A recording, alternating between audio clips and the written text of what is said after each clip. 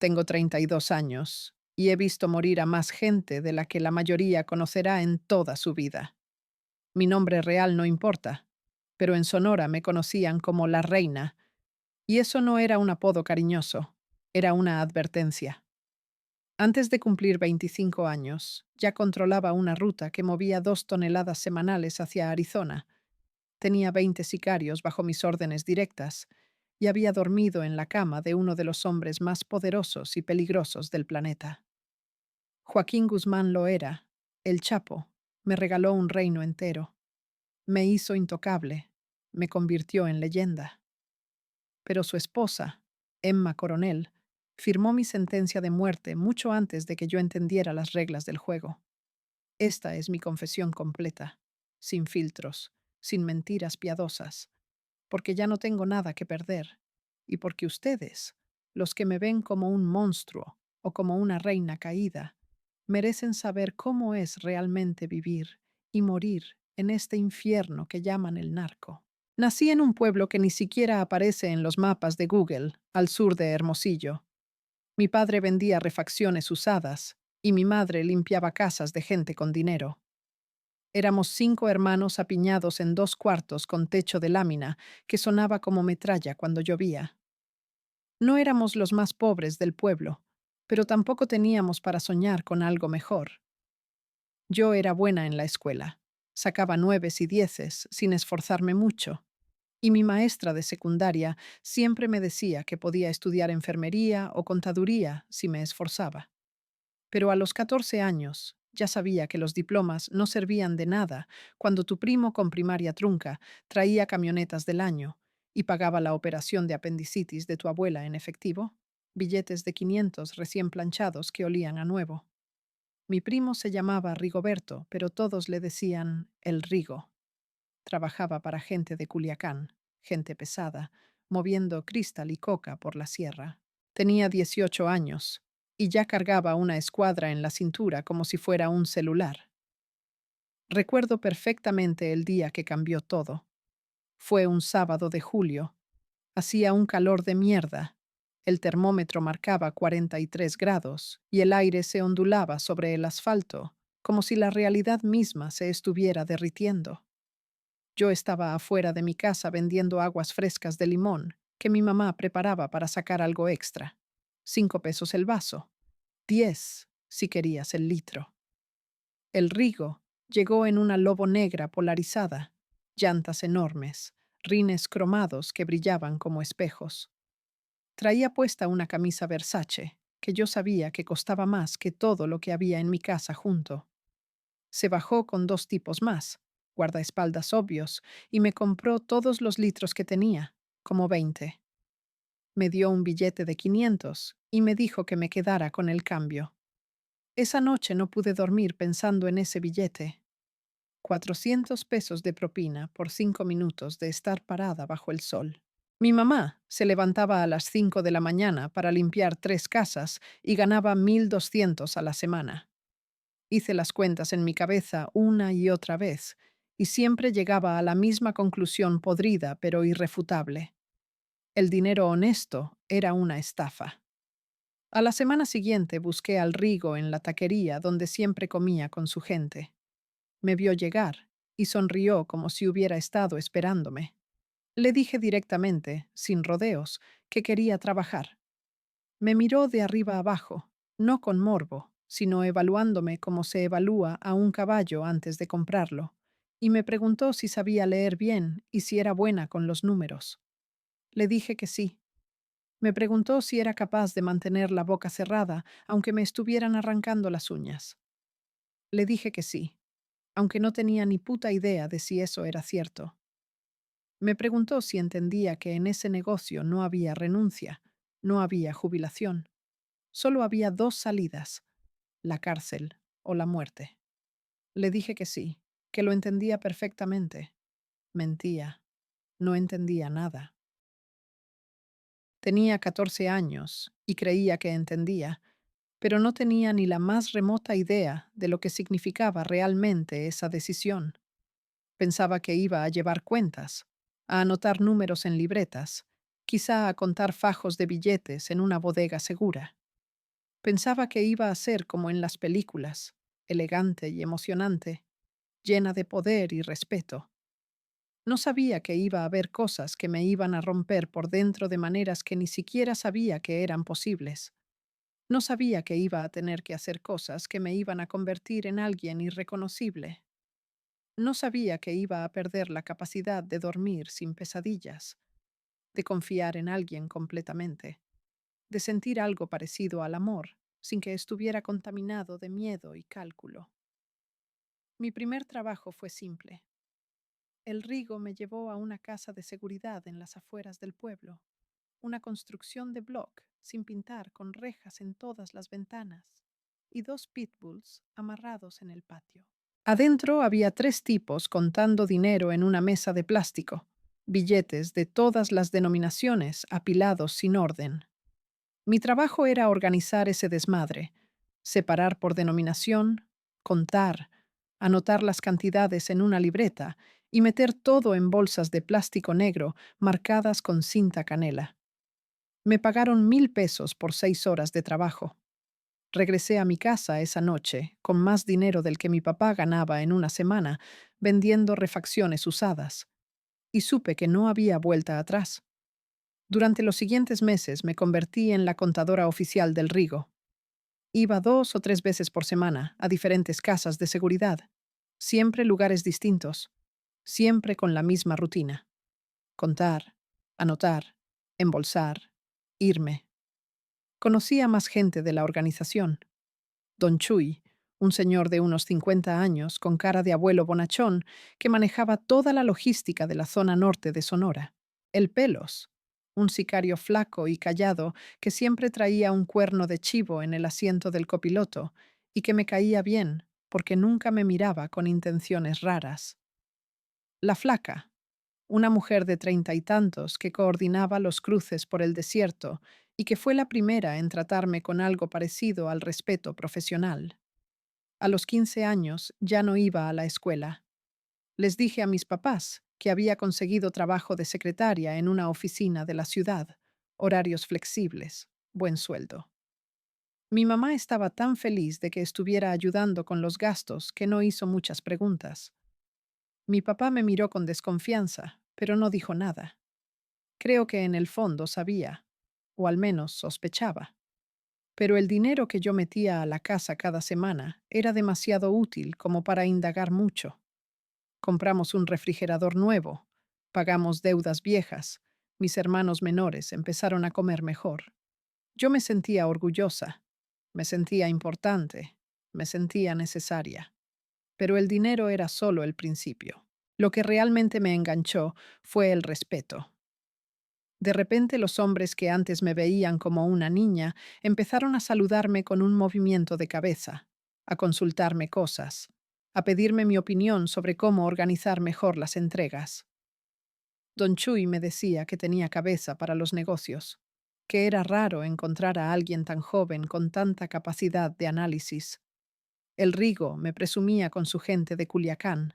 Les decía que su prima era un genio con los números, que nunca se equivocaba ni un peso. Y yo, idiota de mí, me lo creía todo. Pensaba que era especial, que tenía un talento único, que iba a llegar lejos en esa estructura. La primera vez que vi violencia real de cerca, tenía 15 años recién cumplidos. Estaba en una casa de seguridad en Empalme, contando un cargamento que acababa de llegar de Culiacán, cuando entraron 4 tipos arrastrando a un quinto. El tipo arrastrando estaba encintado de pies y manos, con la boca tapada con cinta gris, los ojos desorbitados de terror puro. Lo tiraron en el suelo del patio trasero como si fuera un costal de papas. Don Chuy salió de la casa limpiándose las manos con una servilleta. Había estado comiendo tacos y se agachó junto al tipo encintado. Le quitó la cinta de la boca con un movimiento rápido que arrancó piel y el tipo empezó a gritar, a suplicar, a jurar por su madre y por sus hijos que no había sido él, que no había dicho nada, que era un malentendido. Don Chuy lo dejó hablar como 2 minutos, escuchando con atención como si realmente le importara lo que el tipo tenía que decir. Luego se paró, sacó una pistola del cinturón, una escuadra plateada que brillaba bajo el sol de la tarde, y le disparó 2 veces en la cabeza. El sonido fue más seco y anticlimático de lo que yo esperaba, no como en las películas. El tipo dejó de moverse instantáneamente. Su cabeza rebotó contra el suelo de cemento y se quedó quieto con los ojos abiertos mirando a la nada. Vi el charco de sangre expandirse lentamente, oscuro y espeso como aceite de motor usado, y me di cuenta de que no sentía nada. No asco, no miedo, no horror. Solo una especie de entumecimiento frío, como si mi cerebro hubiera apagado todas las emociones para protegerme. Don Chuy se volteó hacia mí y me preguntó si estaba bien. Le dije que sí. Me preguntó si iba a tener problemas con lo que acababa de ver. Le dije que no. Me sonrió y me dijo que era buena gente, que tenía los ovarios bien puestos, que iba a llegar lejos. Dos de los tipos agarraron al muerto por los brazos y lo metieron en la cajuela de un carro viejo. Yo regresé a la mesa donde estaba contando dinero y seguí con mi trabajo como si nada hubiera pasado. Esa noche soñé con los ojos abiertos del muerto, pero al día siguiente ya casi no me acordaba de su cara. Así funciona esto. Te acostumbras. Tu cerebro aprende a clasificar la violencia como algo normal, algo cotidiano, parte del trabajo. La primera vez te impacta. La segunda te incomoda. La décima ya ni la registras. Es un mecanismo de supervivencia, supongo, pero también es lo que te convierte en algo que ya no es completamente humano. A los 16 años, el Rigo me propuso algo diferente. Necesitaban a alguien que cruzara la frontera con documentos falsos para coordinar entregas del lado americano. Alguien que hablara inglés decente, que se viera inocente, que pudiera moverse por Tucson y Phoenix sin levantar sospechas. Yo había estudiado inglés en la secundaria y lo hablaba bastante bien, mejor que la mayoría de la gente con la que trabajaba. Me ofrecieron $5,000 por viaje, 2 viajes al mes mínimo, $10,000 mensuales cuando mi papá ganaba como 3,000 pesos semanales. Dije que sí sin pensarlo 2 veces. Me consiguieron un pasaporte americano falso con mi foto, pero con otro nombre, Jennifer Martínez, nacida en San Diego.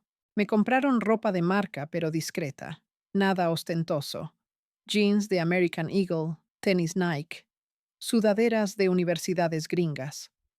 Me enseñaron a comportarme como pocha, a mezclar español e inglés en la misma frase, a mascar chicle y a caminar con esa seguridad despreocupada de alguien que cruza la frontera 3 veces por semana para ir de compras. Practiqué mi historia de cobertura hasta que me la creí yo misma. Estudiante de Community College en Tucson, vivía con mi tía. Cruzaba a Sonora a visitar a mis abuelos cada mes. Mi primer cruce fue aterrador. Me temblaban las manos cuando le entregué el pasaporte al agente de la CBP en el puerto de entrada de Nogales. El tipo lo revisó con esa mirada aburrida y profesional de alguien que ve 1,000 pasaportes al día. Me hizo 2 preguntas de rutina en inglés sobre el propósito de mi viaje y cuánto tiempo iba a quedarme, y me dejó pasar. Así de simple. Caminé hacia el otro lado sintiendo que iba a vomitar de los nervios, pero lo logré. Crucé a Estados Unidos con un documento falso y nadie sospechó nada. Del otro lado me recogió un tipo en una pickup Ford, chicano de tercera generación, que hablaba español con acento gringo y que me llevó a un Denny's, donde me esperaba un contacto de la organización. El contacto era un hombre mayor, vestido como ranchero tejano, botas de piel de avestruz y sombrero vaquero, que me dio un teléfono celular prepagado con números ya guardados y me explicó la logística de las entregas. Mi trabajo era simple: recibir llamadas, coordinar horarios y lugares de encuentro, confirmar que las cargas llegaran a los puntos correctos. No tocaba la mercancía, no manejaba dinero directamente. Solo era la intermediaria que mantenía todo funcionando con precisión militar. Durante 6 meses, crucé la frontera cada 2 semanas como reloj suizo. Me volví tan buena en mi papel que los agentes de la CBP ya me reconocían y me dejaban pasar con una sonrisa amable y un Have a nice day. Renté un departamento pequeño en Tucson para hacer más creíble mi historia, un estudio amueblado cerca de la Universidad de Arizona que casi nunca usaba, pero que mantenía con señales de vida. Comida en el refrigerador, ropa en el closet, libros de texto en la mesa. La perfección estaba en los detalles. El dinero empezó a llegar en cantidades que ni siquiera sabía cómo gastar. $10,000 mensuales se convirtieron en 15, luego en 20, cuando empecé a coordinar operaciones más grandes. Le compré una casa nueva a mis papás, una construcción de verdad con 3 recámaras y baño completo en cada una. No esa mierda de block y lámina donde habíamos vivido toda la vida. Les dije que me habían ascendido en mi trabajo, que ahora era gerente regional de una compañía de logística. Mi mamá lloraba de felicidad cada vez que le daba dinero para los gastos. Mi papá seguía mirándome con esa mezcla de orgullo y sospecha, pero nunca preguntó directamente. Creo que no quería saber la respuesta. Fue en uno de esos viajes a Tucson cuando conocí a Damián. Él era el enlace principal de la organización en Arizona, un sinaloense de 32 años, que llevaba 10 viviendo del otro lado, documentado, con negocios legales que servían de fachada para lavar dinero, 2 restaurantes mexicanos, una gasolinera y un car wash. Era guapo de esa manera clásica norteña, piel morena clara, ojos verdes, mandíbula cuadrada, siempre bien vestido con ropa cara pero no ostentosa. Y era inteligente, mucho más inteligente que la mayoría de los narcos con los que había trabajado. Hablaba de inversiones, de portafolios, de cómo diversificar el capital para que durara generaciones. Me enamoré de él como idiota, o al menos eso creí en ese momento. Ahora sé que lo que sentía era una mezcla tóxica de admiración, ambición y esa necesidad desesperada de validación que tienen todas las personas rotas por dentro. Damián me hacía sentir importante, me hacía sentir vista. Me llevaba a restaurantes caros en Phoenix, me regalaba bolsas de diseñador, me hablaba de planes a futuro donde los dos manejábamos todo el corredor Arizona-Sonora. Me hacía creer que éramos un equipo, que éramos imparables. Nos acostamos por primera vez en una suite del Hua Marriott en Phoenix, después de cerrar un negocio particularmente grande. 3 toneladas de coca habían cruzado el desierto sin problemas y se habían distribuido en 5 ciudades diferentes en menos de 48 horas. Estábamos celebrando con champán Dom Perignon, que costaba como $500 la botella, y yo estaba eufórica por el éxito y por el alcohol y por la adrenalina de sentirme invencible. Damián me besó y yo le respondí, y terminamos en la cama king size con sábanas de algodón egipcio que probablemente costaban más que el primer carro de mi papá. El sexo fue intenso y violento, de la manera en que todo en ese mundo era intenso y violento. Él me agarraba del cuello mientras me cogía, no tanto como para asfixiarme, pero sí lo suficiente para recordarme quién tenía el control. Yo me dejaba porque pensaba que eso era pasión, que eso era amor real, sin filtros burgueses. Ahora entiendo que solo era otra forma de dominación, otra manera de establecer jerarquías de poder incluso en la intimidad. Nos volvimos pareja oficial después de eso, o al menos lo más cercano a una pareja que podía ser en ese ambiente. Él seguía teniendo otras mujeres, yo lo sabía, pero me decía que yo era diferente, que yo era su socia, su igual. Y yo me aferraba a esa mentira, porque la alternativa era aceptar que solo era otra pendeja más impresionada por dinero y poder. Damián fue quien me presentó con gente más arriba en la estructura. Primero con el chino, un lugarteniente del cártel que manejaba todo Sonora y parte de Chihuahua. Luego con el licenciado, el abogado principal de la organización que se movía entre México y Estados Unidos con inmunidad diplomática falsa. Y eventualmente, en una fiesta privada en una casa de playa en Mazatlán, con el mismísimo Joaquín Guzmán Loera. No voy a mentir y decir que no me impresionó. El Chapo era una leyenda viviente en ese entonces, el hombre más buscado del mundo, el único que se había escapado de una prisión de máxima seguridad por un túnel que probablemente costó más de $1 millón construir. Verlo en persona era como ver a un fantasma, algo que sabías que existía, pero que parecía demasiado grande, demasiado mítico para ser real. Pero en persona era sorprendentemente normal, bajito, moreno, con esa cara de ranchero que podías ver en cualquier pueblo de Sinaloa. Vestía jeans y botas vaqueras y una camisa Ralph Lauren que probablemente le costó más que un carro nuevo, pero que se veía casual. Lo que sí era innegable era su presencia. Cuando entraba a un cuarto, toda la energía cambiaba. Todos se ponían alertas. Todos querían su atención y su aprobación. Me presentaron como la protegida de Damián, la niña genio que estaba revolucionando las operaciones en Arizona. El Chapo me miró con esos ojos oscuros que parecían calcular y evaluar todo en fracciones de segundo. Me hizo 3 preguntas muy específicas sobre rutas y logística, y cuando le respondí con precisión y confianza, sonrió y le dijo a Damián que había encontrado una joya. Me sentí como si acabara de ganar un Oscar. Esa noche bebí más de la cuenta. Cosa rara en mí, porque siempre mantenía el control. Pero el ambiente era tan surrealista, tan irreal, que necesitaba alcohol para procesar que estaba en una fiesta privada con el hombre más poderoso del narcotráfico mundial. Había narcos famosos, políticos que yo había visto en las noticias, empresarios multimillonarios, actrices y modelos famosas que después negarían haber estado ahí.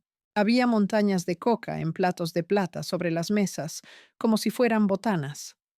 Había un grupo norteño en vivo tocando solo para nosotros. Había tanto dinero en ese lugar que el aire mismo parecía vibrar con poder.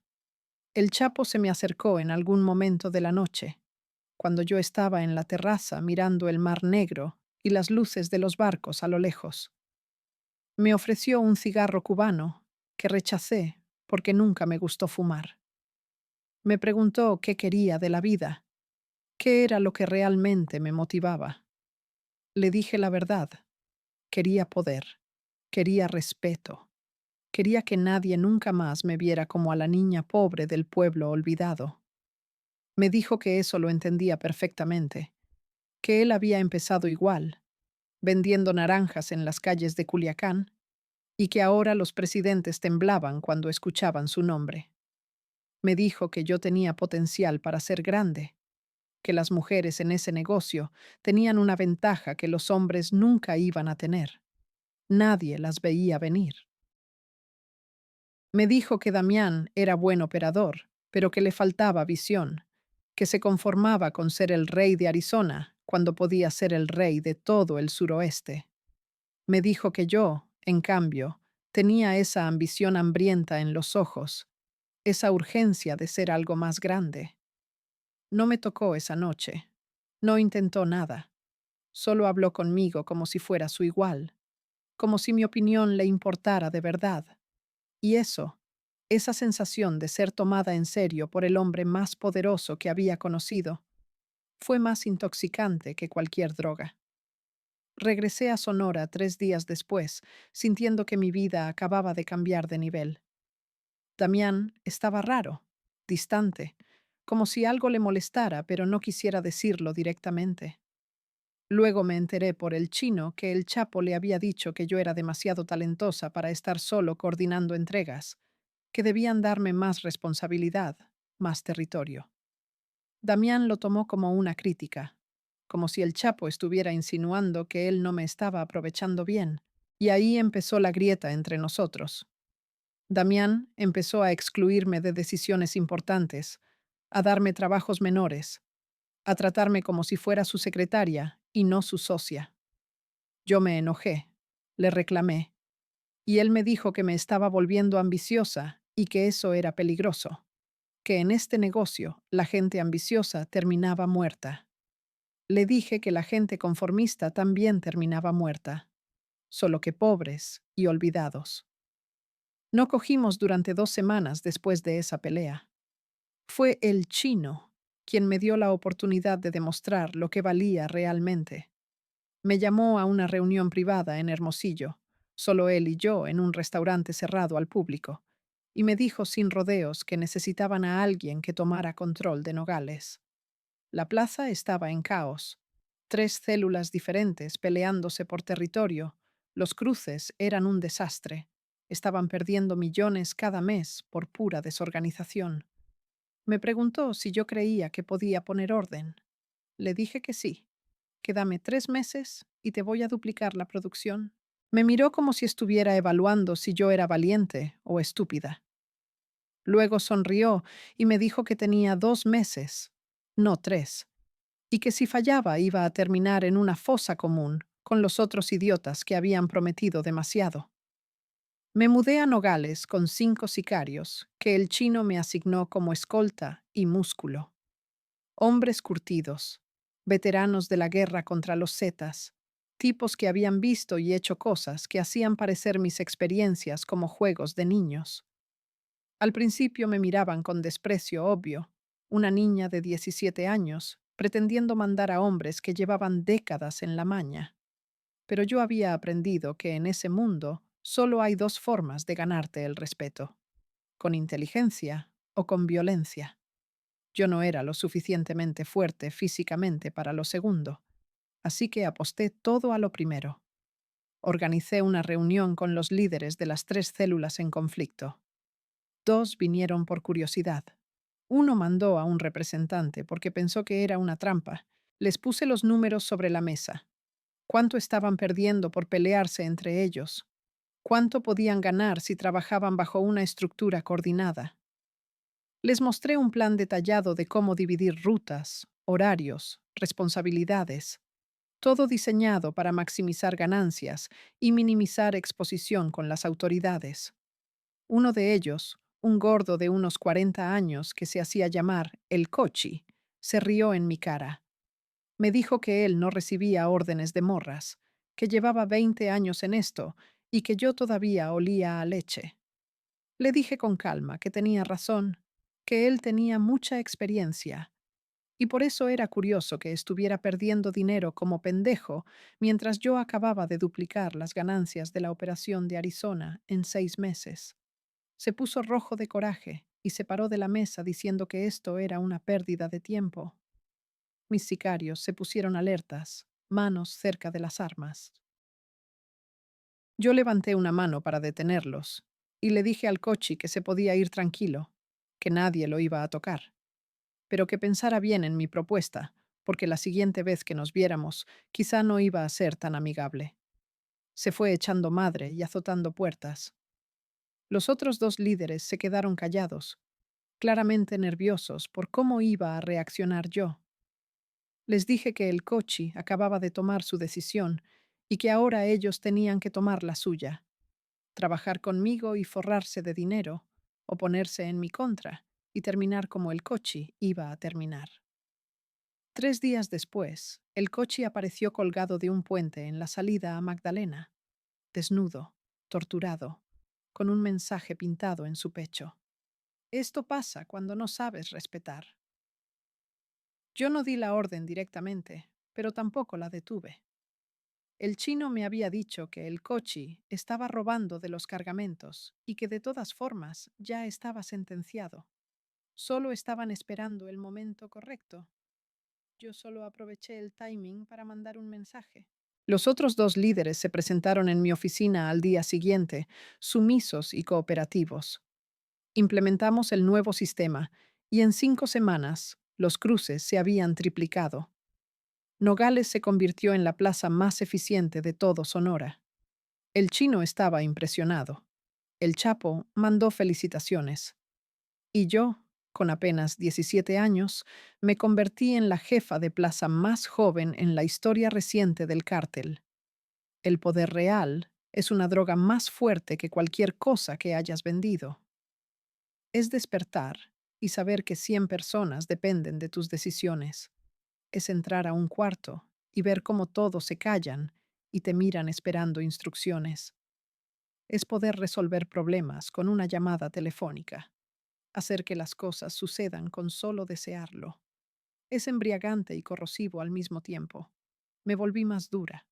Tuve que hacerlo. En ese negocio cualquier señal de debilidad es una invitación a que te traicionen. Ordené levantones, ordené ejecuciones, ordené castigos ejemplares para gente que robaba o que hablaba de más. Nunca jalé el gatillo yo misma, pero mis palabras tenían el mismo efecto. Si yo decía que alguien tenía que desaparecer, esa persona dejaba de existir. Dejé de dormir bien.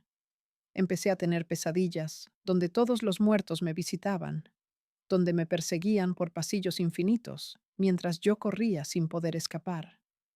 Me recetaron clonazepam para la ansiedad, pero lo mezclaba con alcohol, y eso solo empeoraba todo.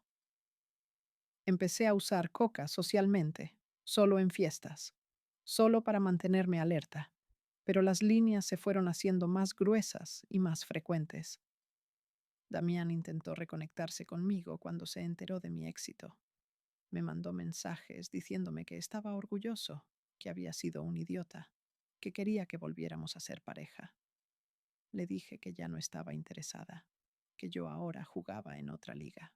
Se molestó, pero no pudo hacer nada porque yo tenía el respaldo directo del Chino y del Chapo. Y entonces pasó lo que cambió todo. El Chapo vino personalmente a Nogales a ver la operación. Llegó sin avisar, como hacía siempre para evitar traiciones y emboscadas, con un convoy de 10 camionetas blindadas llenas de sicarios de élite. Yo estaba en mi oficina, una casa remodelada en las afueras de la ciudad que usaba como base de operaciones, cuando me avisaron que el señor estaba llegando. Me puse nerviosa como adolescente antes de su primera cita. Me recibió con un abrazo, cosa rara porque el Chapo no era afectivo con nadie que no fuera familia cercana. Me dijo que estaba impresionado con mi trabajo, que había convertido una plaza problemática en una máquina perfecta de hacer dinero. Me preguntó cómo lo había logrado. Le expliqué mi sistema: disciplina militar, incentivos económicos claros, castigos ejemplares rápidos y, sobre todo, coordinación precisa entre todos los elementos. Caminamos por la casa mientras yo le mostraba cómo funcionaba todo. El cuarto de comunicaciones, donde monitoreábamos frecuencias policiales, el sistema de túneles que conectaba con el lado americano, los vehículos modificados para esconder carga. Él escuchaba en silencio, asintiendo de vez en cuando, haciendo preguntas muy específicas que demostraban que entendía perfectamente cada detalle. Al final de la visita me llevó aparte, lejos de sus guardaespaldas y de mi gente. Me dijo que quería que yo manejara algo más grande, que Sonora entera necesitaba el tipo de orden que yo había traído a Nogales. Me dijo que iba a ser mi territorio, mi reino, y que yo iba a responder directamente ante él. Me preguntó si estaba lista para esa responsabilidad. Dije que sí, sin dudarlo ni un segundo. Y en ese momento, parada en esa casa polvorienta en las afueras de Nogales, con el sol del desierto entrando por las ventanas y el hombre más poderoso del narcotráfico mundial ofreciéndome un imperio, creí genuinamente que había llegado a la cima. Creí que era intocable. Creí que nada ni nadie podía detenerme. No sabía que acababa de firmar mi sentencia de muerte. Esa noche, el Chapo se quedó en Nogales. Organizamos una cena privada en un rancho que yo había comprado a nombre de un prestanombres, una propiedad enorme con caballerizas y alberca y una vista completa del valle. Vinieron solo sus hombres de más confianza y algunos de los míos. Comimos carne asada de la buena, la que viene de reses alimentadas con grano, no esas flacas del monte. Bebimos whisky escocés que costaba más por botella que el salario mensual de un policía municipal. El Chapo me sentó a su lado en la cabecera de la mesa. Era una señal clara para todos los presentes. Ella está conmigo. Ella tiene mi protección. Ella es importante. Hablamos de todo menos de negocios durante la cena.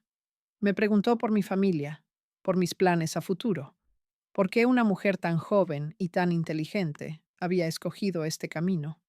Le di la respuesta honesta, porque la pobreza es más violenta que cualquier balazo, porque ver a tu madre limpiando casas ajenas hasta que le dolían las rodillas era más humillante que cualquier cosa que yo hubiera tenido que hacer. Me entendió. Me dijo que él también había crecido pobre, que había conocido el hambre de verdad, no la dieta de moda, sino la necesidad real de no tener qué comer. Me dijo que la gente que nunca ha sido pobre no entiende que la pobreza no es noble, no te hace mejor persona, solo te hace desesperado, y que la desesperación te obliga a tomar decisiones que los ricos nunca van a tener que tomar. Después de la cena, todos se fueron retirando poco a poco hasta que quedamos solo él, dos de sus guardaespaldas esperando afuera de la casa, y yo. Nos sentamos en la terraza con vista a las luces de la ciudad brillando en la distancia. Me ofreció otro cigarro que volví a rechazar. Él encendió uno y se quedó mirando el humo subir hacia el cielo estrellado del desierto. Me preguntó si alguna vez había matado a alguien directamente. Le dije la verdad. No. Siempre había dado órdenes, pero nunca había jalado el gatillo yo misma. Me preguntó por qué. Le dije que no sabía, que quizá era cobardía, quizá era mantener cierta distancia emocional. Me dijo que eso era inteligente, que los que disfrutan matar eventualmente pierden el control y se vuelven un problema. Luego me preguntó algo que no esperaba. Me preguntó si era feliz. Me quedé callada porque nadie me había hecho esa pregunta en años. Todos asumían que yo era feliz porque tenía dinero y poder. Pero la verdad era que no sabía qué significaba la felicidad. Conocía el éxito, conocía la adrenalina, conocía la satisfacción de ganar. Pero felicidad, esa cosa tranquila y estable que supuestamente la gente normal siente, eso no lo conocía. Le dije que no sabía si era feliz, pero que al menos ya no era invisible. Me miró con algo parecido a la tristeza y me dijo que entendía perfectamente lo que quería decir. Me dijo que él tampoco sabía si era feliz, que había conseguido todo lo que quería de niño, riqueza, poder, respeto, pero que la paranoia nunca te deja en paz, que siempre estás esperando la traición, siempre calculando quién podría venderte. Se acercó y me besó. No fue violento ni desesperado como con Damián. Fue casi tierno, casi triste, como si ambos supiéramos que esto era una mala idea, pero no pudiéramos evitarlo. Yo le respondí porque quería hacerlo, porque después de años de tener que demostrar que era dura y fría, era un alivio sentir algo parecido a la vulnerabilidad. Terminamos en mi cama, en esa casa que yo había comprado con dinero de la droga, cogiendo como dos personas solitarias que se habían encontrado en medio del infierno. Él era más cuidadoso de lo que esperaba, más atento, como si realmente le importara mi placer, y no solo el suyo.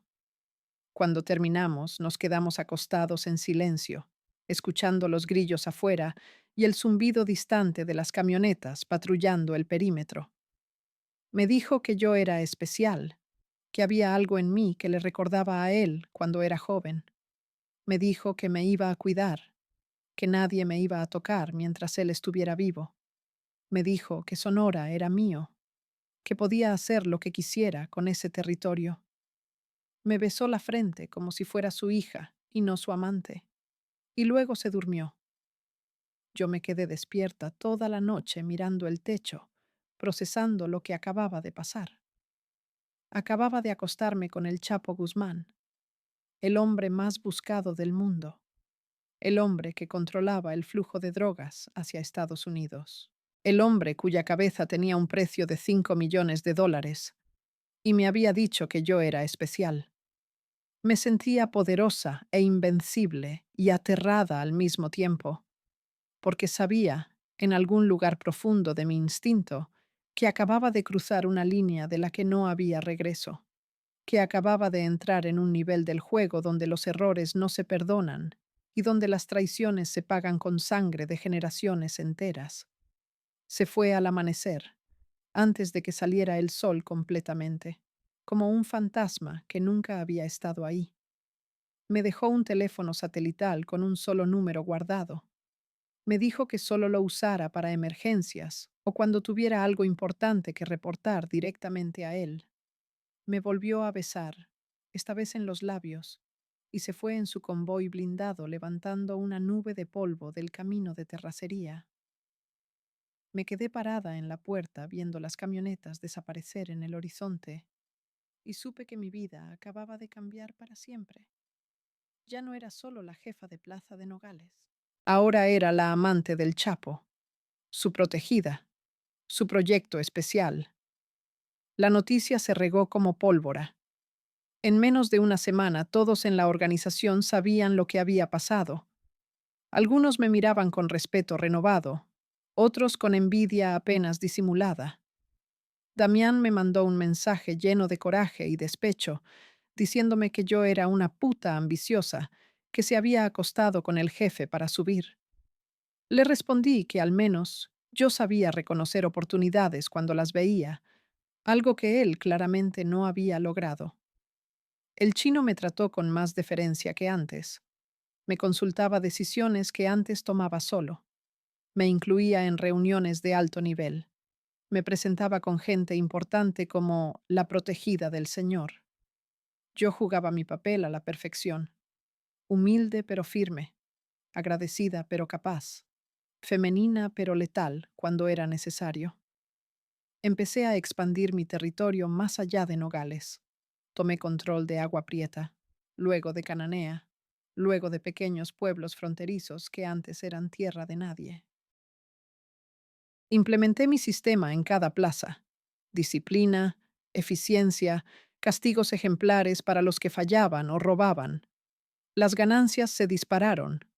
Los reportes que mandaba al Chapo siempre mostraban números en verde, siempre mostraban crecimiento. Él me llamaba cada 2 o 3 semanas al teléfono satelital. Nunca hablábamos más de 5 minutos por seguridad, pero en esas conversaciones breves me daba indicaciones directas. Me preguntaba por situaciones específicas. Me pedía mi opinión sobre personas o estrategias. Me hacía sentir escuchada, valorada, importante. Vino a verme otras 3 veces ese año, siempre sin avisar, siempre cauteloso, siempre con el mismo ritual. Revisar operaciones durante el día, cena privada por la noche, sexo que se sentía más como conexión emocional que como simple placer físico. Yo empecé a creer que lo nuestro era real, que él sentía algo genuino por mí más allá del interés estratégico. Estaba ciega, completamente ciega, porque no entendía que en ese mundo no existe el amor real, solo existen transacciones y conveniencias. No entendía que él tenía esposa, tenía amantes en varios estados, tenía hijos regados por todo el país. No entendía que yo era solo una pieza más en su tablero de ajedrez, útil mientras produjera resultados, pero prescindible en el momento en que dejara de serlo. Y sobre todo, no entendía que Emma Coronel, su esposa oficial, la madre de sus hijas gemelas, la mujer que había conocido cuando ella tenía 17 años en un concurso de belleza y que él había convertido en reina, me odiaba con una intensidad que yo ni siquiera podía imaginar. Emma era inteligente y calculadora de maneras que yo no apreciaba en ese momento. Ella no hacía escándalos ni reclamaba públicamente. Ella sonreía en las fotos, jugaba su papel de esposa devota, criaba a las niñas con aparente normalidad. Pero por debajo estaba construyendo su propio poder, cultivando sus propias lealtades dentro de la organización, esperando el momento correcto para eliminar a cualquier amenaza a su posición. y yo me había convertido en su mayor amenaza sin siquiera darme cuenta. La primera señal de que algo estaba mal fue cuando el Chapo dejó de contestar mis llamadas. El teléfono satelital sonaba y sonaba sin respuesta. Pensé que quizá estaba en alguna operación de alto riesgo, escondiéndose de algún operativo militar. No era raro que desapareciera días o semanas, cuando la presión de las autoridades aumentaba. Pero esta vez era diferente. Esta vez podía sentir en el estómago esa sensación fría y pesada que te dice que algo malo está por venir. Luego empezaron los cambios sutiles. El chino dejó de responder mis mensajes con la misma rapidez. Mis reportes semanales de operaciones ya no recibían las felicitaciones de costumbre. Cuando pedía autorización para expandir a nuevos territorios, las respuestas eran evasivas o directamente negativas. Era como si de repente me hubieran puesto en una lista de espera invisible. Intenté comunicarme con algunos de los contactos directos del Chapo que yo conocía. Nadie contestaba o todos tenían excusas. ¿Estaban ocupados? No era buen momento. Te llamo después. Después nunca llegaba. Mandé mensaje tras mensaje hasta que me di cuenta de que me estaban haciendo ghosting a nivel cartel. Eso no pasaba por accidente. Alguien había dado la orden de aislarme. Fue una de mis muchachas, una contadora que trabajaba para mí desde hacía 2 años, quien finalmente me dijo la verdad. Llegó a mi oficina temblando, claramente aterrada de las consecuencias de lo que estaba a punto de decirme. Me contó que había escuchado rumores, que gente cercana a Emma Coronel estaba regando la voz de que yo era un problema, que me había vuelto demasiado ambiciosa, que estaba planeando crear mi propia organización y traicionar al Chapo. Todo era mentira, por supuesto. Yo nunca había pensado en traicionar a nadie. Estaba perfectamente feliz con mi posición y mis ganancias. Pero en ese mundo la verdad no importa. Solo importa la percepción. Y si Emma había convencido a suficiente gente de que yo era una amenaza, entonces me había convertido en una amenaza de verdad, sin importar mis intenciones reales. Le pregunté a mi contadora qué más había escuchado. Me dijo, con lágrimas en los ojos, que Emma había ordenado investigar todas mis operaciones buscando evidencia de robo o traición, que había mandado gente a Sonora a entrevistar a mis contactos, a presionarlos para que dijera algo incriminatorio contra mí, que estaba construyendo un caso para presentarle al Chapo y conseguir su autorización para eliminarme. Sentí como si me hubieran tirado un balde de agua helada. Todo en lo que había trabajado, todo lo que había construido, todo el poder que creía tener, era una ilusión que podía desaparecer con una palabra de Emma en el oído correcto. Porque al final del día, por más que el Chapo me dijera que yo era especial, Emma era su esposa. Emma era la madre de sus hijas. Emma había estado con él desde antes de que yo siquiera supiera quién era él. Intenté una última vez comunicarme directamente con el Chapo. Usé el teléfono satelital y dejé un mensaje rogándole que me llamara, que necesitaba hablar con él urgentemente, que estaban pasando cosas que él necesitaba saber. No recibí respuesta. 3 días después, llegó el chino a Nogales, con 6 camionetas llenas de sicarios que yo no conocía. Llegó sin avisar, exactamente como hacía el Chapo, pero esta vez no era una visita de reconocimiento. Entró a mi oficina con cara seria y me dijo que necesitábamos hablar. Me informó que había irregularidades en mis cuentas, que faltaban varios millones de dólares que no podían ser explicados. Me mostró documentos que supuestamente probaban que yo había estado desviando dinero a cuentas personales. Eran falsificaciones obvias para cualquiera que entendiera cómo funcionaba realmente mi sistema contable, pero eran lo suficientemente convincentes para alguien que quisiera creerlas. Le dije que todo era mentira, que alguien me estaba tendiendo una trampa. Me miró con algo parecido a la lástima y me dijo que él me creía, pero que eso no importaba. Me dijo que la orden venía de arriba, que yo sabía lo que eso significaba. Me dijo que tenía 2 opciones: desaparecer voluntariamente y mantenerme callada, o resistirme y hacer que esto fuera feo para todos. Le pregunté si la orden venía directamente del Chapo. Se quedó callado unos segundos que se sintieron como horas. Luego negó con la cabeza y me dijo que la orden venía de la familia, lo cual era código para decir que venía de Emma, pero con el conocimiento implícito del Chapo. Ahí entendí que estaba completamente sola. El hombre que me había prometido protección, que me había dicho que nadie me tocaría mientras él estuviera vivo, había decidido que yo era prescindible. O quizá peor, ni siquiera había tomado una decisión. Simplemente había dejado que Emma hiciera lo que quisiera conmigo, porque mantener a su esposa feliz era más importante que proteger a su amante. Le dije al chino que necesitaba 24 horas para arreglar mis asuntos. Me dio 12. Me dijo que a medianoche tenía que estar fuera de Nogales, o sus hombres iban a venir por mí. Me dijo que no intentara llevarme dinero de la organización, que no intentara contactar a ninguno de mis muchachos, que simplemente desapareciera como si nunca hubiera existido.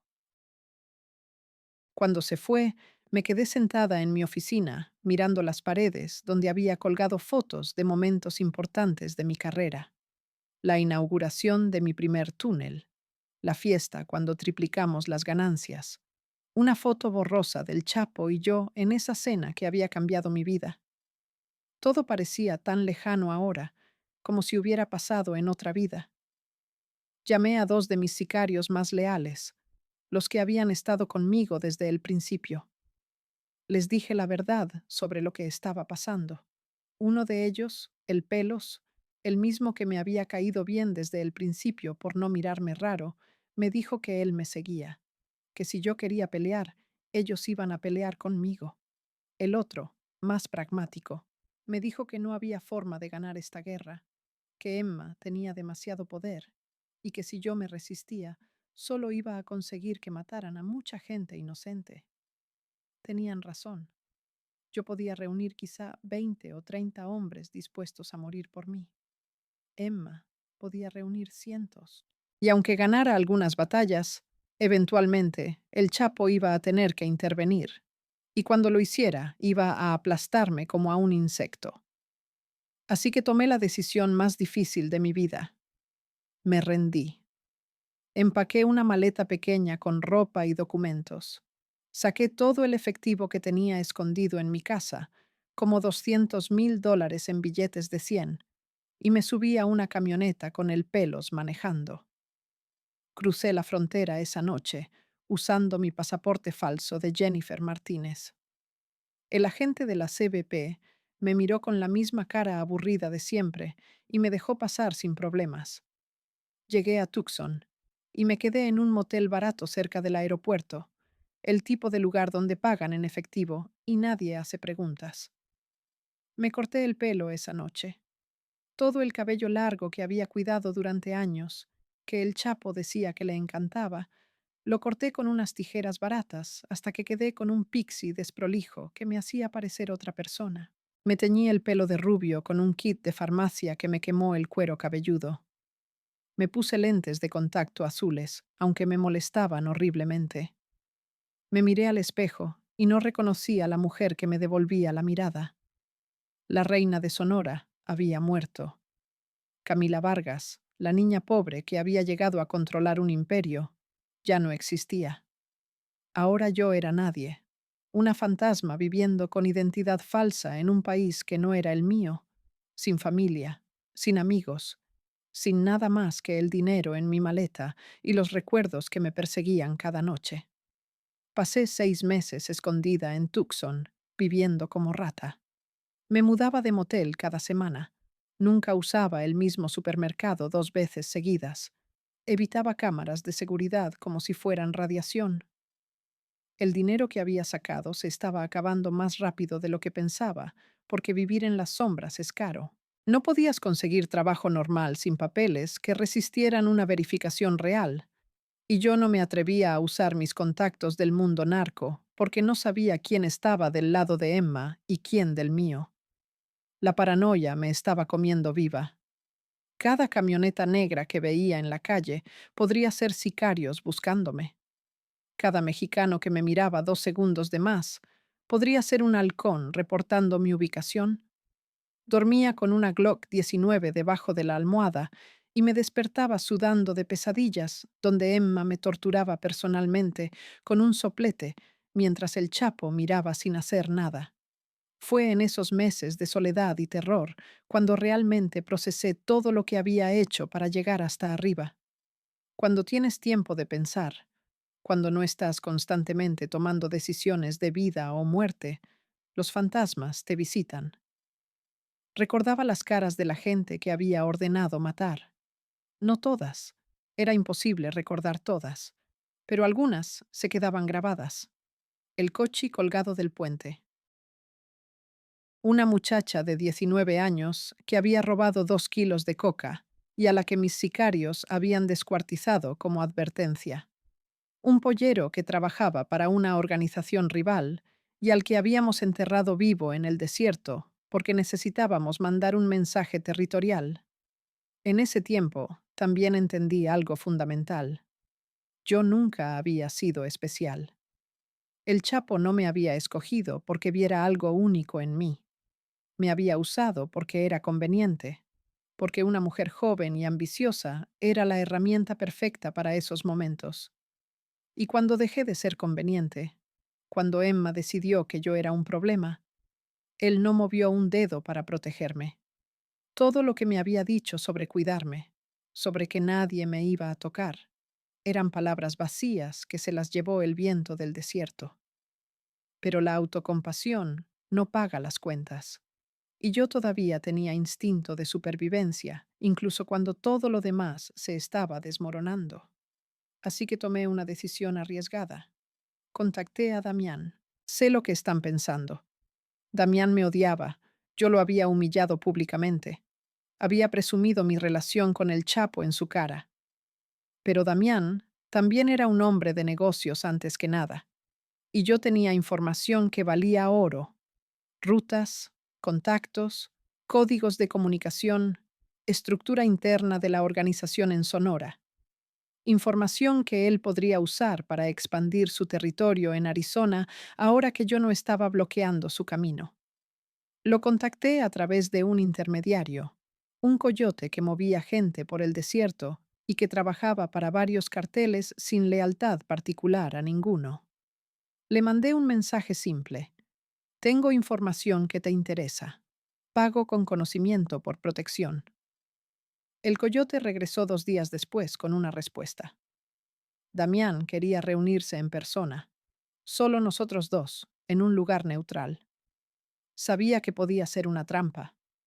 Sabía que Damián podría entregarme a Emma o simplemente matarme por despecho. Pero también sabía que si seguía escondiéndome, eventualmente me iban a encontrar. Y prefería apostar a una posibilidad de sobrevivir que esperar la muerte inevitable.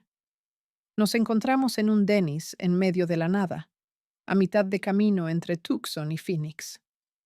Elegí el lugar porque era público, pero no tan lleno, porque podía ver todas las entradas, porque había una salida trasera por la cocina si necesitaba correr.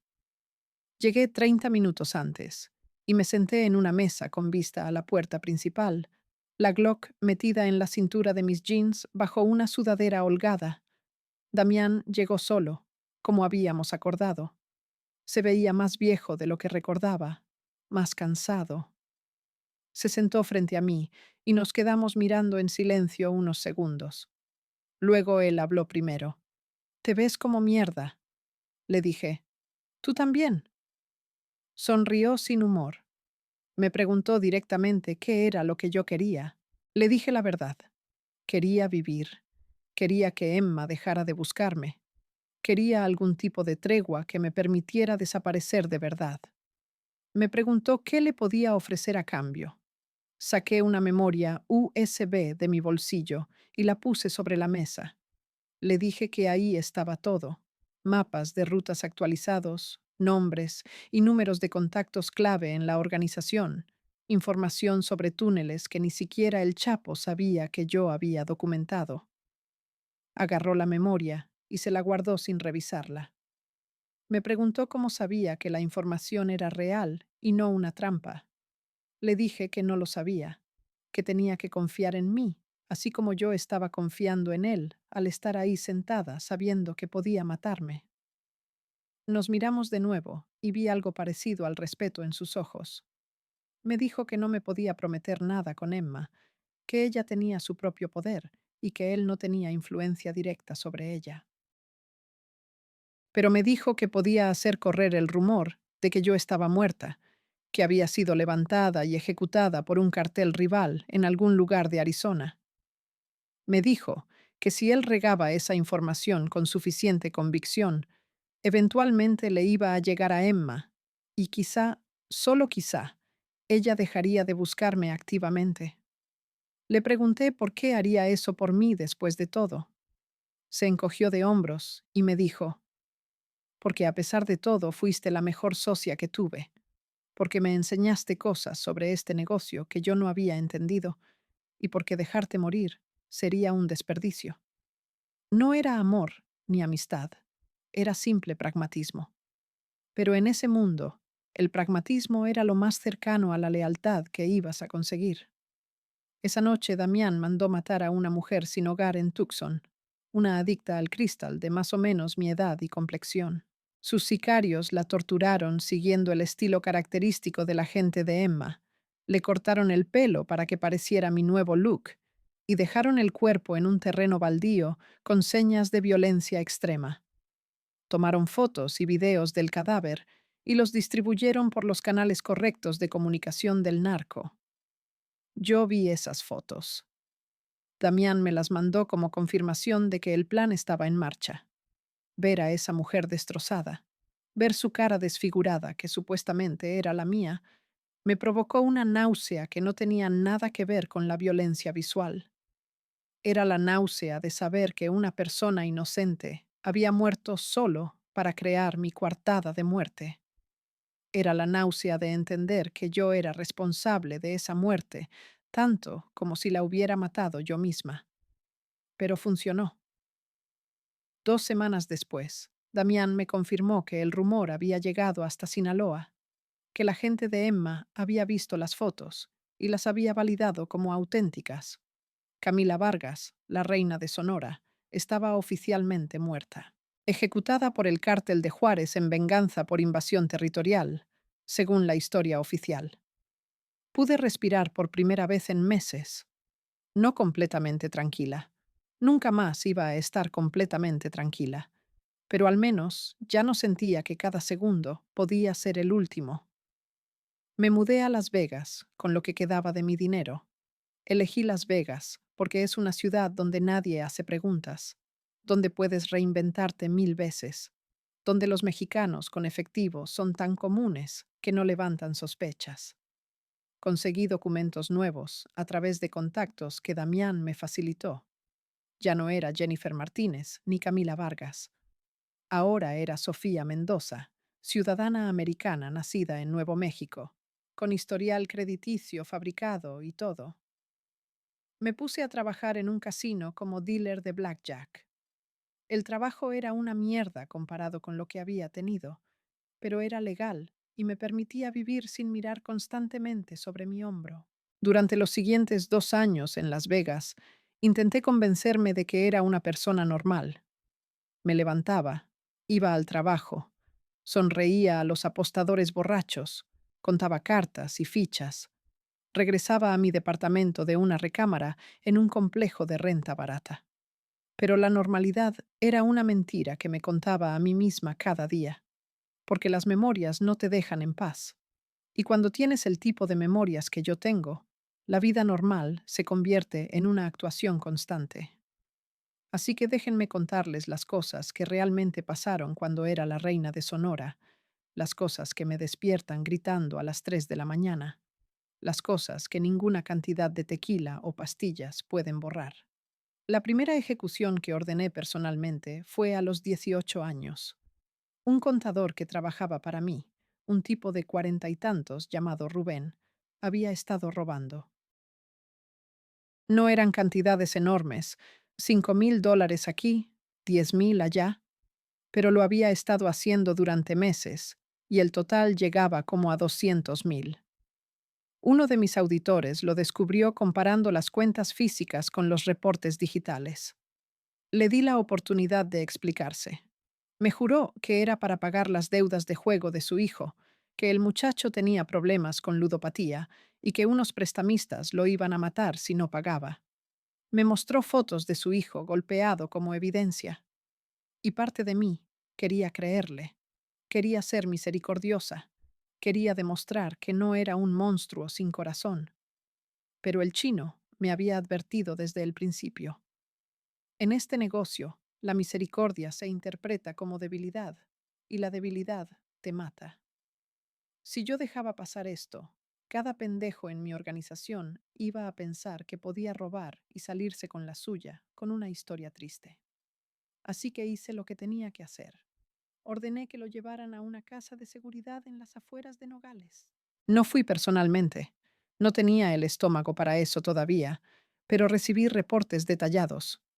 Mis sicarios lo torturaron durante 3 horas antes de matarlo.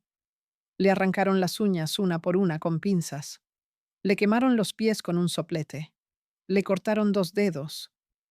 Todo mientras le preguntaban una y otra vez a quién más le había contado sobre el robo, si estaba trabajando para otra organización, si había cooperado con autoridades. Él gritó todo ese tiempo que no, que solo era un pendejo desesperado, que por favor tuvieran piedad. No la tuvieron. Finalmente le dispararon en la cabeza y enterraron su cuerpo en algún lugar del desierto que ni yo sé exactamente dónde está. Su familia reportó su desaparición a la policía municipal que estaba en nuestra nómina y obviamente no encontraron nada. Su hijo se suicidó 3 meses después. Me enteré por casualidad cuando uno de mis muchachos mencionó que el hijo del contador se había colgado en su cuarto. Sentí algo parecido al remordimiento, pero lo empujé bien profundo porque no podía darme el lujo de sentir. Así funciona esto.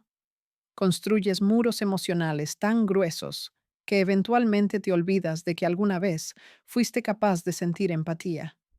Pero había cosas peores que las ejecuciones necesarias por negocios. Había la violencia gratuita, la violencia como entretenimiento, la violencia como demostración de poder. Y esa es la parte que realmente me persigue. El Chapo organizaba fiestas privadas en ranchos escondidos en la sierra.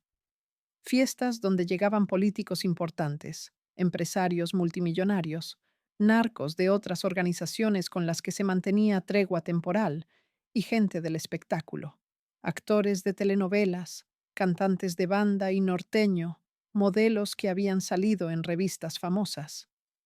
Yo asistí a varias de esas fiestas durante mi tiempo como su protegida. En una de ellas, esto fue en un rancho cerca de Culiacán. Había como 200 personas.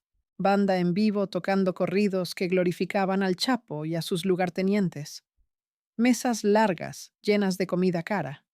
Langostas, camarones gigantes, carne Kobe, caviar que nadie realmente sabía comer, pero que estaba ahí porque costaba miles de dólares. Alcohol de todo tipo. Champán que costaba más por botella que un carro usado. Y drogas. Montañas de coca en platos de plata. Cristal. Heroína para los que querían algo más fuerte. Había 2 jaulas en una esquina del patio principal. Jaulas grandes de metal, como las que usan para peleas de perros.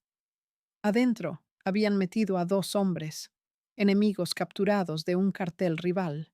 Estaban encintados de las manos, pero libres de las piernas. Y en el centro del patio habían puesto un ring improvisado de peleas. El Chapo anunció el entretenimiento de la noche. Los 2 prisioneros iban a pelear a muerte, y el ganador iba a recibir el privilegio de morir rápido, con un balazo en la cabeza, en lugar de ser torturado durante días. Les dieron machetes a cada uno. Los obligaron a subir al ring mientras la banda tocaba música festiva y la gente aplaudía y gritaba como si estuvieran en un evento deportivo normal. Vi esa pelea completa. Vi cómo esos 2 hombres, que probablemente eran amigos o al menos compañeros de trabajo en su organización. Se atacaban con machetes mientras sangraban y lloraban y rogaban por misericordia que nadie les iba a dar. La pelea duró como 20 minutos, que se sintieron como horas. Uno de ellos finalmente logró cortarle el cuello al otro, con un machetazo que casi lo decapita. El ganador se quedó parado sobre el cuerpo de su amigo muerto, cubierto de sangre, llorando y vomitando de horror. El Chapo bajó personalmente al ring, le dio una palmada en el hombro como felicitación y luego le disparó en la sien cumpliendo su promesa de muerte rápida. El cuerpo cayó junto al otro, y los sicarios arrastraron ambos cadáveres fuera del ring, mientras la fiesta continuaba como si nada hubiera pasado. Yo estaba parada ahí con una copa de champaña en la mano, vestida con un vestido de diseñador que costó $10,000, viendo todo eso y sin sentir nada. Mi cerebro había desconectado completamente la capacidad de procesar el horror. Aplaudí cuando todos aplaudieron. Sonreí cuando el Chapo me miró buscando mi aprobación. Me acosté con él esa noche en una de las habitaciones del rancho, mientras los cuerpos probablemente todavía estaban siendo descuartizados en algún otro lugar de la propiedad. Esa es la parte que la gente no entiende cuando romantiza la vida narco. No es solo el dinero y el poder y las camionetas lujosas. Es eso también. Es tener que fingir que la violencia extrema es entretenimiento. Es tener que aplaudir cuando deberías estar vomitando. Es tener que construir una versión de ti misma que puede presenciar atrocidades y seguir funcionando como si fuera normal. En un evento social, coincidí con un alto funcionario, a quien había observado frecuentemente en los medios, discutiendo sobre estrategias de seguridad pública. Se encontraba allí, disfrutando de las bebidas exclusivas del anfitrión, celebrando sus anécdotas y coordinando los costos operativos para asegurar que la supervisión oficial se mantuviera alejada de ciertos trayectos logísticos. Tras las presentaciones formales, me saludó con notable cortesía tradicional.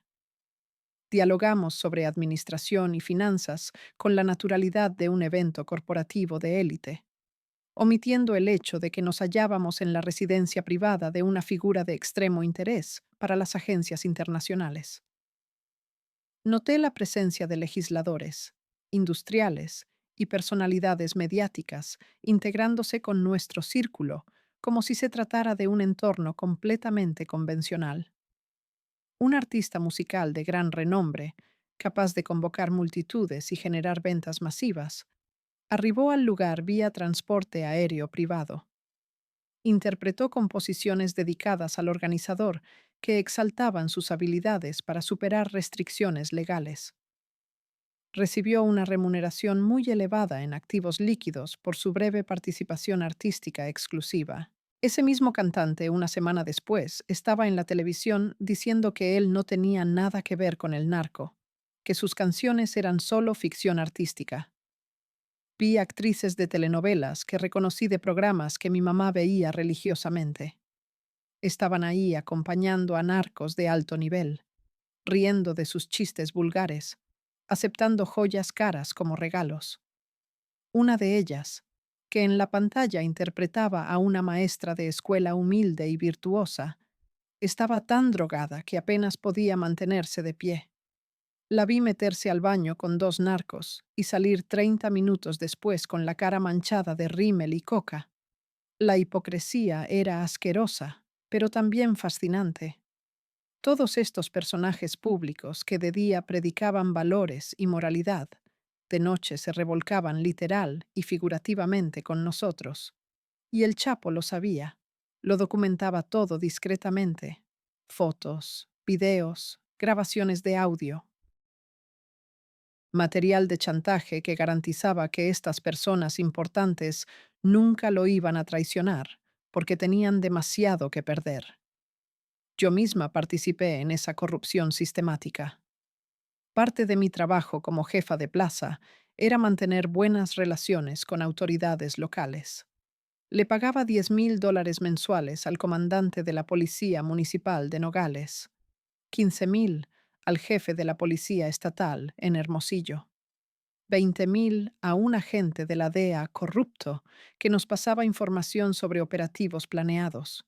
No eran pagos anónimos dejados en sobres. Eran reuniones personales en restaurantes o casas de seguridad donde yo les entregaba el efectivo directamente, donde negociaba términos, donde les recordaba que ellos trabajaban para nosotros, tanto como yo trabajaba para el Chapo.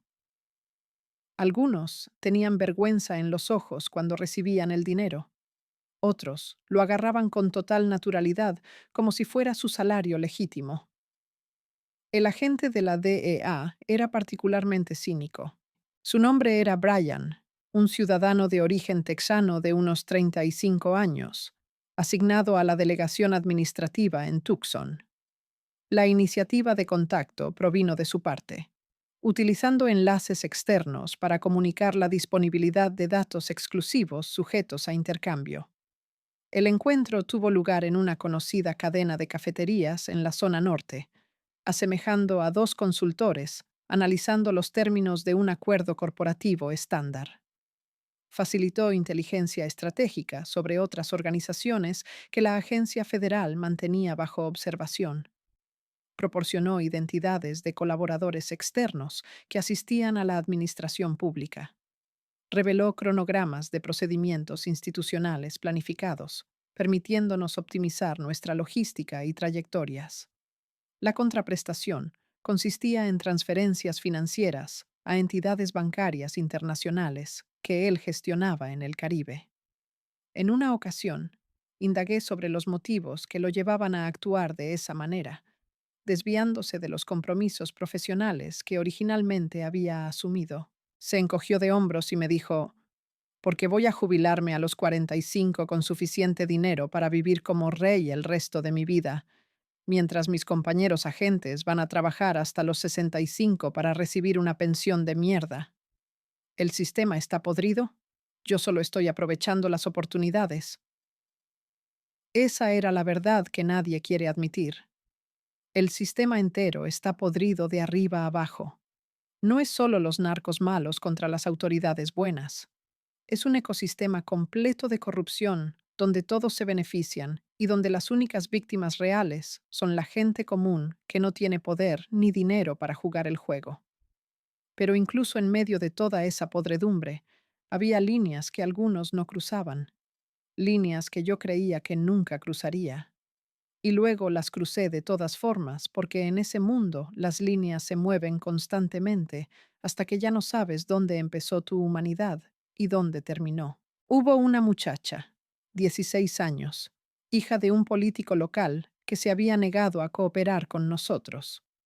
El político era honesto, una rareza, y estaba tratando de limpiar su municipio del narcotráfico. Rechazó nuestro dinero, rechazó nuestras amenazas, siguió adelante con investigaciones que nos estaban causando problemas. El chino ordenó mandar un mensaje. La hija del político fue levantada cuando salía de su escuela. La tuvieron secuestrada 3 días en una casa de seguridad. No la torturaron físicamente. Eso hubiera sido cruzar una línea incluso para nosotros, pero la aterrorizaron psicológicamente. Le dijeron exactamente lo que le iban a hacer a su familia si su papá no cooperaba. Le mostraron videos de otras ejecuciones para que entendiera que no eran amenazas vacías. Yo no di la orden del levantón, pero tampoco la detuve. Sabía que iba a pasar y no dije nada. La muchacha fue liberada después de que su papá aceptó nuestros términos. Regresó con su familia físicamente ilesa, pero completamente destruida emocionalmente. Dejó de ir a la escuela. Desarrolló ataques de pánico. Su vida nunca volvió a ser normal. Y yo seguí con mi vida como si nada hubiera pasado. Porque así funciona. Separas las consecuencias de tus acciones. Construyes compartimentos mentales donde guardas la culpa y nunca los abres porque si lo haces, te vuelves loca. Pero lo que finalmente rompió algo dentro de mí, lo que marcó el verdadero punto de quiebre, aunque yo no lo reconocí en ese momento, fue lo que pasó con mi propia familia. Mi hermano menor, el más chico de todos nosotros, tenía 14 años cuando yo estaba en el pico de mi poder. Era un buen muchacho, estudioso, inocente de todas las maneras que yo ya no lo era. Mis papás lo protegían de la verdad sobre mi trabajo. Le decían que yo trabajaba en logística internacional, que por eso tenía tanto dinero y viajaba tanto. Pero los niños no son tontos. Él escuchaba rumores en la escuela, rumores sobre su hermana, que supuestamente mandaba sicarios y movía drogas. Un día me confrontó directamente. Me preguntó si era cierto lo que decían, si yo era narco. Le mentí. Le dije que todo eran chismes de gente envidiosa, que yo tenía un trabajo normal y bien pagado. Me miró con esos ojos que todavía tenían algo de inocencia y me dijo, te creo, porque eres mi hermana y las hermanas no se mienten.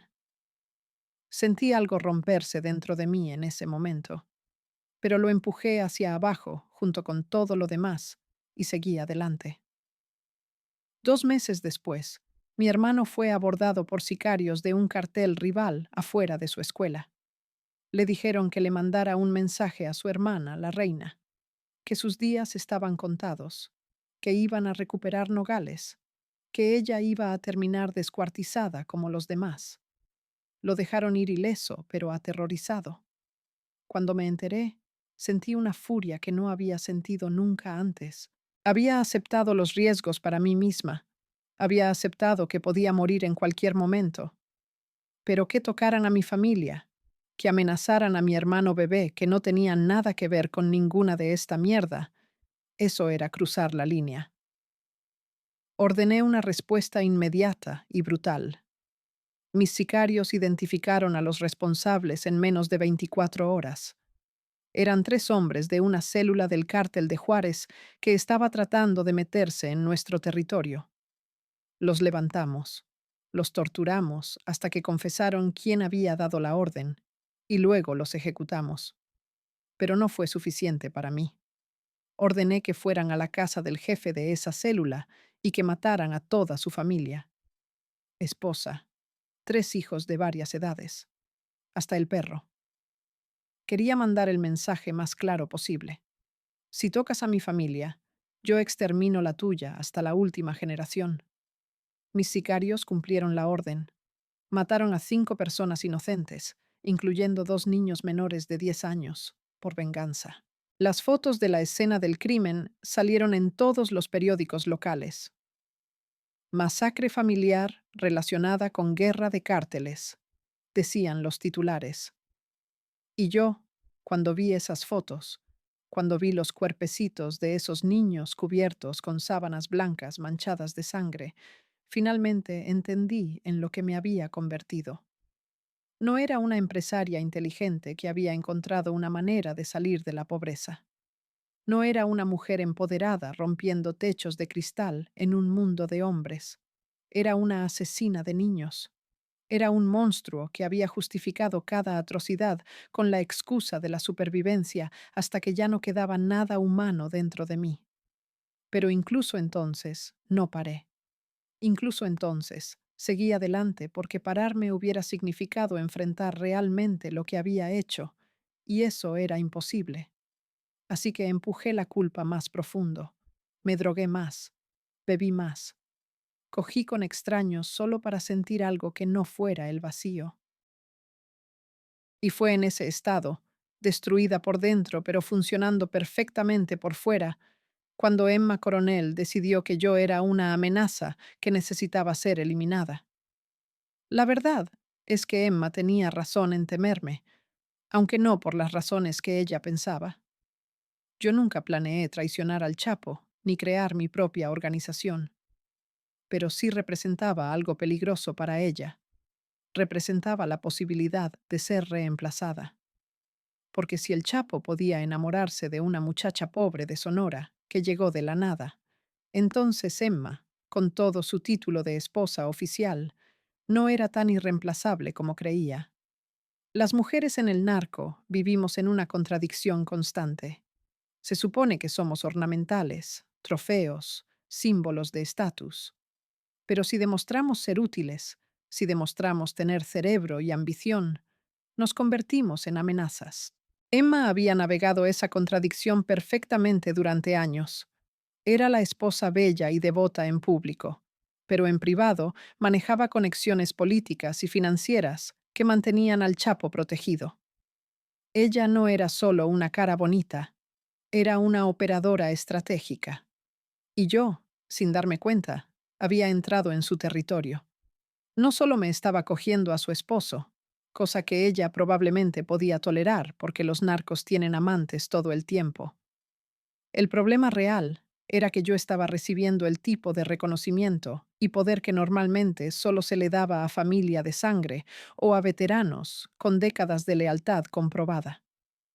El Chapo me había dado Sonora entera, me consultaba decisiones importantes, me presentaba con contactos clave.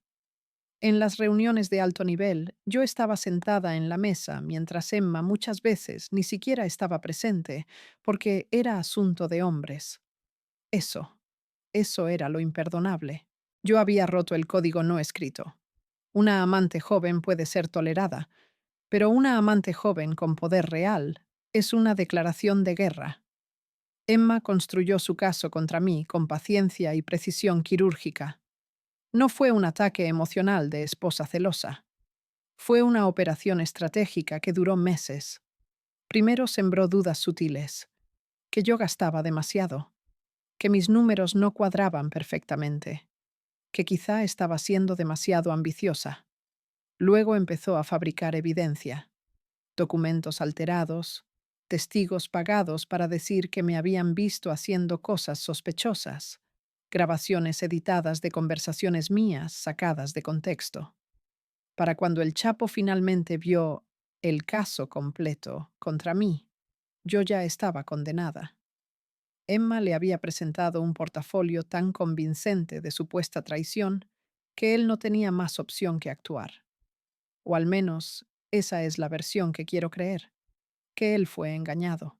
La alternativa es que él sabía perfectamente que era mentira, pero decidió sacrificarme de todas formas para mantener paz en su matrimonio, y esa versión es demasiado dolorosa para aceptar completamente.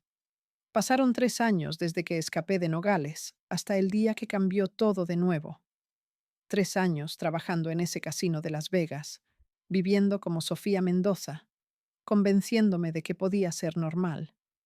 3 años donde las pesadillas se volvieron menos frecuentes, donde empecé a dormir sin pistola bajo la almohada, donde casi, empecé a creer que podía tener una segunda oportunidad. Y entonces, el Chapo fue capturado de nuevo. No su primera captura. Ya lo habían agarrado antes y se había escapado. Esta vez fue diferente.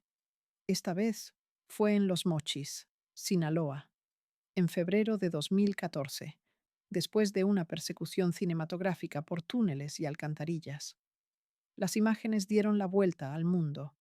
El narcotraficante más buscado del planeta arrestado en camiseta y despeinado como un hombre común. Vi las noticias en la televisión del casino durante mi turno de break. Sentí una mezcla extraña de alivio y terror. Alivio porque con él capturado, quizá Emma finalmente me olvidaría. Terror porque la captura del líder siempre desata guerras internas por el poder. Y en esas guerras, los secretos viejos salen a la luz y las cuentas pendientes se cobran con sangre. 2 semanas después del arresto, Damián me contactó por primera vez en 3 años. Usó un número que yo había memorizado para emergencias. El mensaje era simple. Necesitamos hablar. Es urgente. No es trampa. Te lo juro por mi madre. En ese mundo, jurar por tu madre era lo más sagrado que podías hacer, así que sabía que era serio. Nos encontramos en un hotel en Henderson, Nevada, a las afueras de Las Vegas. Damián llegó con 2 guardaespaldas que se quedaron esperando en el lobby mientras nosotros hablábamos en una suite. Se veía más viejo, más golpeado por la vida. Me contó lo que estaba pasando. Con el Chapo capturado, la organización se estaba fragmentando. Diferentes facciones peleándose por territorio y rutas. Emma estaba tratando de mantener control usando el nombre de su esposo, pero los veteranos no la respetaban lo suficiente. Había guerra abierta en Sinaloa. Había ejecuciones diarias. Todo el imperio que el Chapo había construido se estaba desmoronando. Y en medio de ese caos, alguien había filtrado información sobre mí, sobre que yo seguía viva, que la muerte en Tucson había sido falsa. Emma lo sabía, y estaba ofreciendo $500,000 por mi cabeza, literal. Quería prueba fotográfica de mi cabeza, separada de mi cuerpo. Damián me dijo que él ya no tenía el poder para protegerme. Me dijo que yo tenía dos opciones: correr más lejos, quizá salir del país completamente, o hacer lo impensable y entregarme a las autoridades americanas para que me metieran en protección de testigos. Le dije que estaba loco, que yo nunca iba a cooperar con el gobierno. Me miró con cansancio y me dijo: Camila, ya no eres la reina de Sonora, ya no eres nadie. Eres solo una mujer con un precio en su cabeza y sin amigos que puedan salvarla. El orgullo no va a mantenerte viva. Tenía razón, pero yo todavía no estaba lista para admitirlo. Le dije que lo iba a pensar. Me dio un número de contacto de un agente federal que supuestamente era confiable, alguien que había manejado casos de testigos protegidos de alto perfil antes. Me dijo que si decidía entregarme, ese agente podía facilitar el proceso sin que terminara muerta en el intento. Pasé 2 semanas en agonía mental tratando de decidir. Correr significaba empezar de nuevo en otro país, probablemente Sudamérica, con documentos falsos y siempre mirando sobre mi hombro. Entregarme significaba traicionar todo lo que alguna vez había sido, convertirme en soplona, en rata, en lo más bajo que puede ser en ese mundo.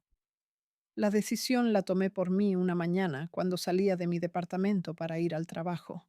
Había una camioneta negra con placas de Sinaloa estacionada frente a mi edificio. 2 hombres adentro mirándome directamente. No hicieron nada, solo me miraron, pero el mensaje era claro. ¿Te encontramos? Sabemos dónde vives. Es solo cuestión de tiempo. Esa noche contacté al agente federal. Su nombre era Robert Chen, un tipo chino-americano de unos 40 años que trabajaba para la DEA. Nos reunimos en una oficina federal en Las Vegas con 3 abogados presentes. Les conté una versión resumida de mi historia. Les ofrecí testificar contra el Chapo, contra Emma, contra todos los que yo conocía en la organización. Les di nombres, fechas, lugares, cuentas bancarias, rutas, todo. Vacié años de conocimiento del interior del cártel de Sinaloa sobre la mesa de esa oficina gris y fría. Y con cada palabra que decía, sentía como si estuviera matando a la persona que alguna vez fui. Me metieron en protección de testigos formal en marzo de 2014.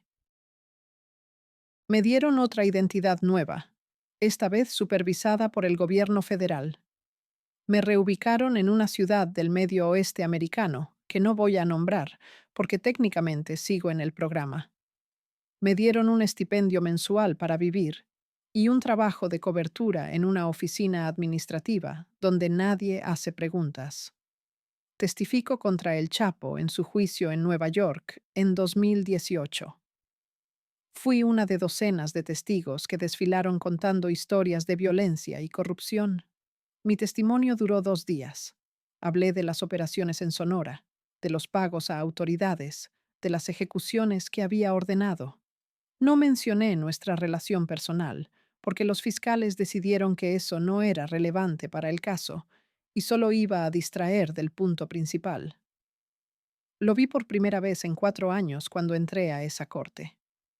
Estaba sentado en la mesa de la defensa vestido con traje gris, más viejo, más pequeño de lo que recordaba. Me miró cuando entré y no hubo reconocimiento en sus ojos, o al menos fingió que no lo había. Yo di mi testimonio mirando a los fiscales y al jurado, nunca directamente a él. Cuando terminé y me bajé del estrado, pasé junto a su mesa para salir de la corte. Alcancé a escuchar que le susurraba algo a su abogado. No entendí las palabras exactas, pero el tono era despectivo, despreciativo. Yo, que alguna vez había sido su reina, su protegida, su amante, ahora era solo otra rata más que lo había traicionado. Fue condenado a cadena perpetua más 30 años. Emma fue arrestada poco después, acusada de ayudarlo a planear su escape de 2015 y de seguir operando el cártel en su nombre. Fue sentenciada a 3 años en prisión federal. Salió hace poco con buena conducta y supuestamente sigue ofreciendo ese $500,000 por mi cabeza, aunque ya no tiene el poder que tenía antes. Ahora tengo 32 años y vivo en una ciudad donde nadie sabe quién soy realmente. Trabajo en una oficina procesando reclamos de seguros. Vivo en un departamento de 2 recámaras que nunca voy a poder comprar porque no puedo calificar para una hipoteca con mi identidad falsa. No tengo amigos reales porque no puedo contarle a nadie mi historia verdadera. No tengo pareja porque no puedo arriesgarme a que alguien se acerque demasiado y descubra mis secretos. Mis papás creen que estoy muerta. Mi mamá, que limpiaba casas para que yo pudiera comer, cree que su hija fue ejecutada por narcos hace años. Mi hermano menor, el que me creyó cuando le mentí sobre mi trabajo, cree que su hermana está enterrada en alguna fosa común del desierto. No puedo contactarlos porque ponerlos en peligro. El precio de mi supervivencia es su dolor eterno. Voy a terapia 2 veces por semana, pagada por el programa de testigos protegidos. Mi terapeuta, que tiene autorización de seguridad federal y conoce mi historia real, me diagnosticó con trastorno de estrés postraumático complejo. Me recetó antidepresivos que tomo religiosamente, pero que no pueden curar el tipo de daño que yo cargo. Todavía tengo las pesadillas. Todavía veo las caras de los muertos cuando cierro los ojos. Todavía escucho los gritos de la gente que ordené torturar. Todavía veo a esos niños muertos que maté por venganza. Mi terapeuta dice que eventualmente el tiempo y el tratamiento van a reducir la intensidad de los recuerdos traumáticos. Yo sonrío y asiento, pero sé que ella está equivocada. Algunas cosas no se pueden curar, solo se pueden sobrevivir. La gente romántica, el narco. Ven las series de Netflix, escuchan los corridos, miran las fotos de camionetas lujosas y fajos de billetes en Instagram. Piensan que es poder y glamour y respeto. No ven lo que yo veo cada vez que me miro al espejo. Un fantasma viviente, una mujer que vendió su alma por dinero y poder y que ahora vive en un infierno personal del que nunca va a escapar. Si pudiera regresar el tiempo, si pudiera volver a ese día cuando tenía 14 años, parada bajo el sol, vendiendo aguas frescas, si pudiera enfrentar a esa niña que estaba a punto de tomar la peor decisión de su vida, ¿qué le diría? Honestamente, no lo sé, porque esa niña tenía tanta hambre de algo más que su vida miserable que probablemente no me hubiera escuchado de todas formas. Pero si alguien que está leyendo esto, si alguna persona joven que está en ese momento de decisión donde el narco parece ser la única salida de la pobreza, si pueden escucharme aunque esa niña de 14 años no pudo, no vale la pena. El dinero no vale la pena. El poder no vale la pena. El respeto basado en miedo no vale la pena, porque al final vas a terminar como yo, viva técnicamente, pero muerta en todas las formas que importan, sin familia, sin amigos reales, sin paz, sin futuro, sin nada más que recuerdos que te destrozan cada noche y una vida que tienes que vivir escondida esperando el día que alguien finalmente cobre la venganza que has estado esperando durante años. El Chapo me regaló un reino, pero ese reino era una ilusión construida sobre cadáveres y sangre, y cuando el castillo de naipes finalmente colapsó, yo quedé enterrada bajo los escombros sin posibilidad de rescate. Esta es mi confesión completa. Esta es mi advertencia. Esta es la verdad que ningún corrido va a contar. Y si después de escuchar todo esto, todavía creen que el narco es el camino, entonces ya están perdidos como yo lo estuve, y solo me queda rezar para que su final sea más rápido y menos doloroso que el infierno viviente en el que yo sigo atrapada. Mi nombre fue Camila Vargas. Fui la reina de Sonora. Y ahora soy nadie, viviendo con el peso de cientos de muertos en mi conciencia, esperando el día que el pasado finalmente me alcance y termine lo que Emma empezó hace años. Ese día va a llegar, siempre llega. Y cuando llegue, honestamente, va a ser un alivio.